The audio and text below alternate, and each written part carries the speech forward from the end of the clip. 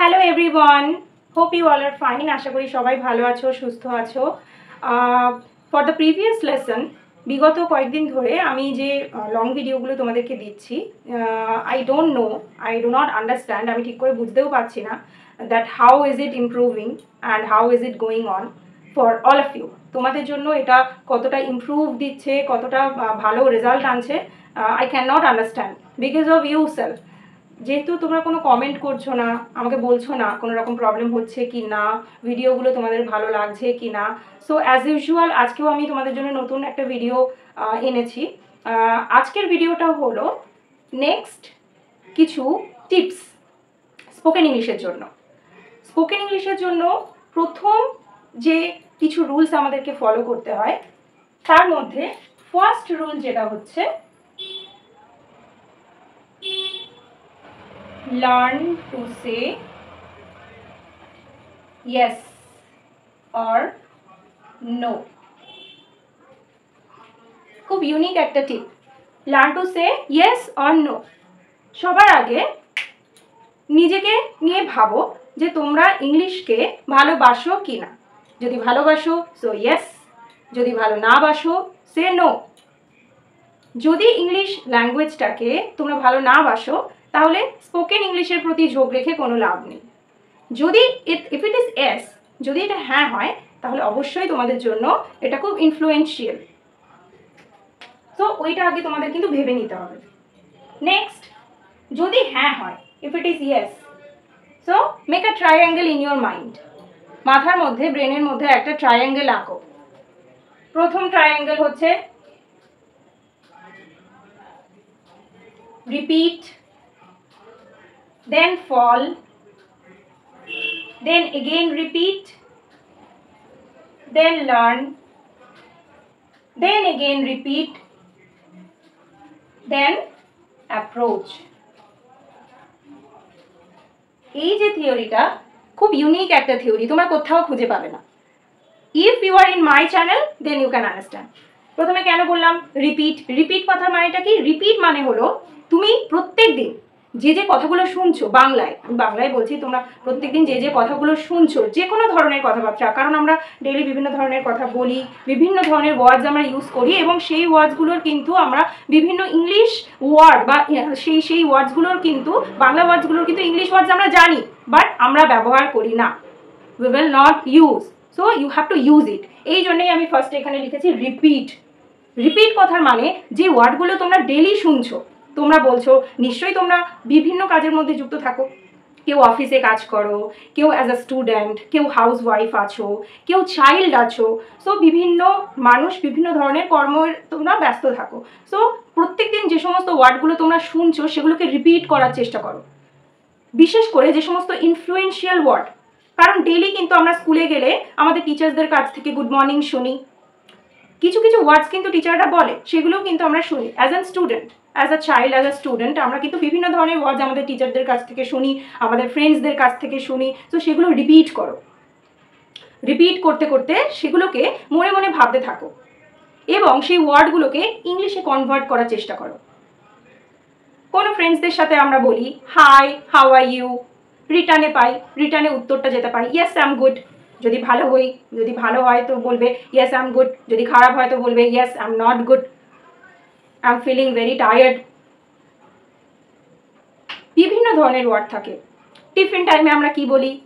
আমাদের ফ্রেন্ডসকে সাথে বিভিন্ন ধরনের আলোচনা করি, do you have bring your tiffin? তুমি কি টিফিন এনেছো? Yes I have bring it, yes আমি এনেছি। Can you share the tiffin? তুমি কি টিফিনটা শেয়ার করবে? ইয়েস অফকোর্স, হ্যাঁ অবশ্যই। Ma'am can you bring me the thing? Ma'am আমাকে এই জিনিসটা একটু দেবেন। Ma'am can you solve this problem? আমাকে এই প্রবলেমটা সলভ করে দেবেন।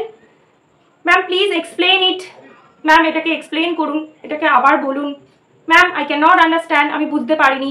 ইয়েস আই আন্ডারস্ট্যান্ড বা আই আন্ডারস্টুড, আমি বুঝতে পেরেছি বা বুঝতে পারছি। Understood that means past, understand that means present. So before going to past and present এই কমন ওয়ার্ডগুলো বলার চেষ্টা করো। জল খাওয়ার সময় ম্যামের কাছ থেকে আমরা ক্লাস টাইমে, during class time we will take permission, আমরা পারমিশন নেই, কি বলতে হয়?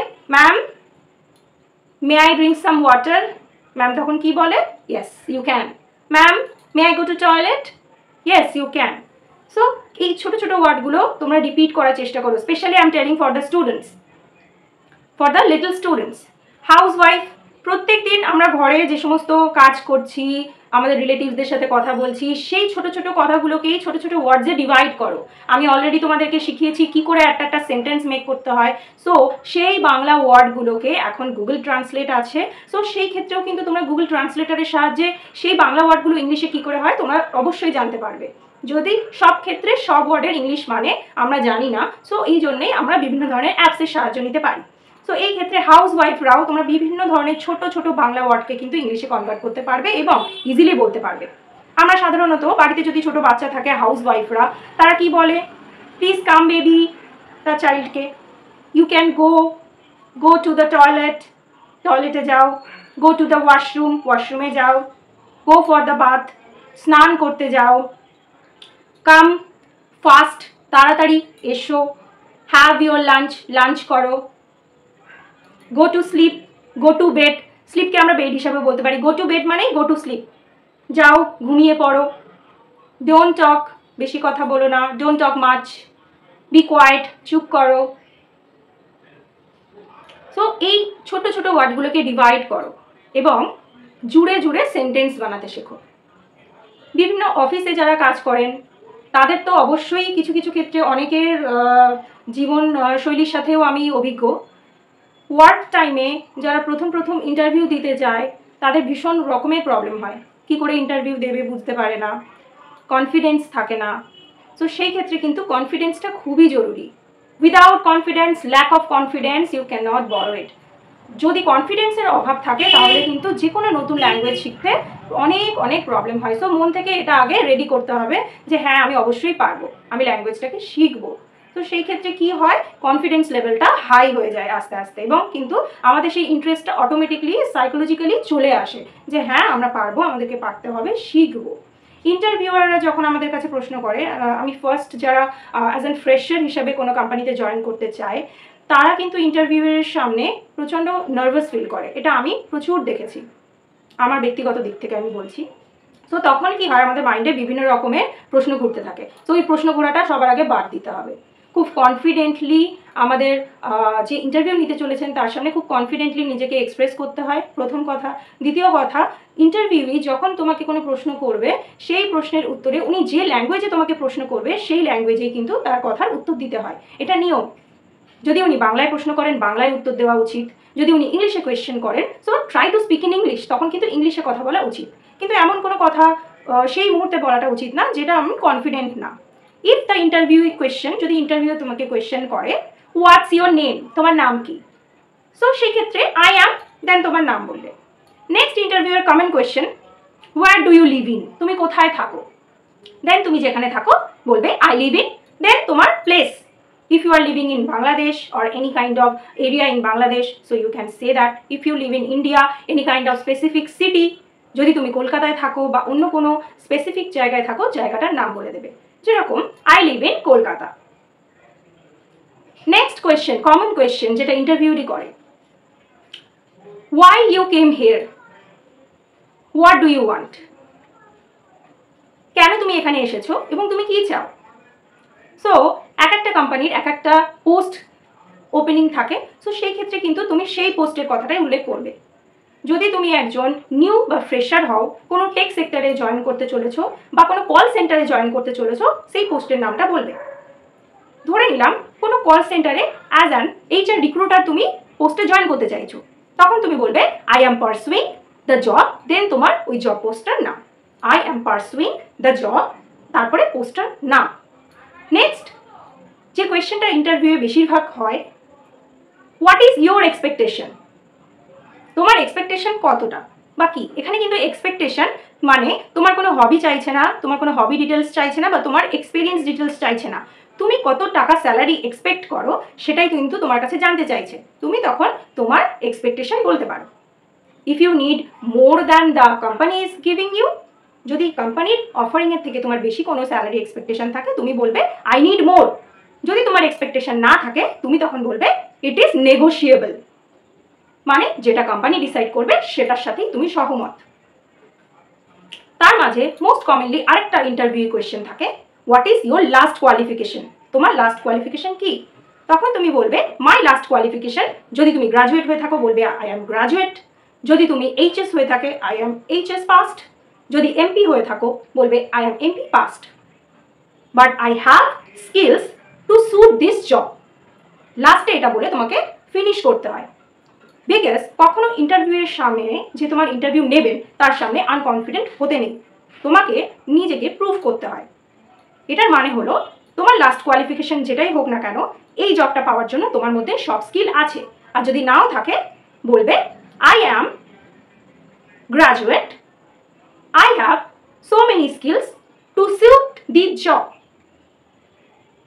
I will try my level best to work in this sector under your authorization.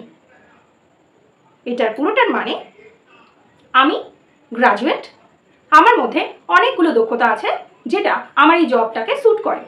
যদি সেটা নাও করে আমি যথাসাধ্য চেষ্টা করব আপনার কোম্পানির আন্ডারে থেকে আমার এই স্কিলগুলো ইমপ্রুভ করা এবং আমার হার্ড ওয়ার্ক লেভেল বেস্ট দেওয়া। এটাই, এইটা বললে তখন কিন্তু তোমার যে ইন্টারভিউ নেবেন তিনি অবশ্যই ভাববেন যে তুমি একজন যোগ্য এমপ্লয়ি, তোমার মধ্যে কনফিডেন্ট আছে। সো এইভাবে কিন্তু একজন ইন্টারভিউয়ের সামনে তুমি পাস অন হতে পারো। এবং নেক্সট দেখো, রিপিট করতে করতে অনেক সময় ফল হয়ে যায়। ফল মানে কি? রিপিট করতে করতে অনেক সময় আমাদের ল্যাঙ্গুয়েজটা ব্রেক হয়ে যায়, কথা বলতে বলতে ব্রেক চলে আসে, ভুল হয়, গ্রামাটিক্যাল এরর্স হয়, মিস্টেক হয়, তখন আমরা ফল করে যাই। ফল করলেও কিন্তু এই যে দেখছো আবার আমি রিপিট লিখেছি, তার মানে ফল করলেও ভেঙে পড়া চলবে না। ডোন্ট ব্রেক ডাউন, কনফিডেন্টলি আবার রিপিট করতে হবে। প্রত্যেক দিন মিনিমাম একটা টাইম শিডিউল করে নিতে হয়, মিনিমাম 15 থেকে 20 মিনিট প্র্যাকটিস করো। ওন সেলফ, নিজেই নিজের সাথে কথা বলো, লাইক মিরর প্র্যাকটিস, নিজের সাথে নিজে কথা বলতে হবে। এবং যদি কোনো পার্টনার থাকে তোমারই মতন যে তোমার সাথে কথা বলতে প্রস্তুত, সেটা হলে আরও দারুণ হয়।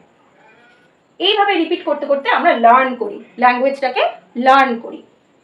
আবার রিপিট করতে করতে কিন্তু আমরা অ্যাপ্রোচ করি। অ্যাপ্রোচ করা মানে এইভাবে রিপিটেশনের মাধ্যমে, লার্নিংয়ের মাধ্যমে ছোট ছোট ওয়ার্ডস ভেঙে ভেঙে জুড়ে মিনিংফুল করে কিন্তু আমরা সেন্টেন্স বানাতে শুরু করি। এবং তারপরে কিন্তু সেই ল্যাঙ্গুয়েজটাকে আমরা আস্তে আস্তে গ্রিপে আনি, আস্তে আস্তে আমরা গ্রিপ করি, অ্যাপ্রোচ করি। এবং এই অ্যাপ্রোচে পরে কিন্তু আবার দেখো অল্টারনেটলি রিপিট, ফল, রিপিট, লার্ন, অ্যাপ্রোচ, এইভাবে কিন্তু রিসাইকেল হতে থাকে। কারণ মানুষের জ্ঞানের শেষ হয় না, নলেজেরও শেষ হয় না। এইভাবে ভাঙতে জুড়তেই কিন্তু আমরা একটা ল্যাঙ্গুয়েজকে মোটামুটিভাবে আমাদের গ্রিপের মধ্যে আনি এবং আমরা বলার চেষ্টা করি। এইভাবে শুধুমাত্র ইংলিশ না, আমরা যে কোনো নতুন ল্যাঙ্গুয়েজকে গ্রিপ করতে পারি। আশা করি ভিডিওটা তোমাদের জন্য খুবই গুরুত্বপূর্ণ এবং আশা করি তোমাদের ভালো লাগবে। যদি কোনো রকম সমস্যা হয় আমাকে প্লিজ কমেন্টে জানিও। Thank you so much for today.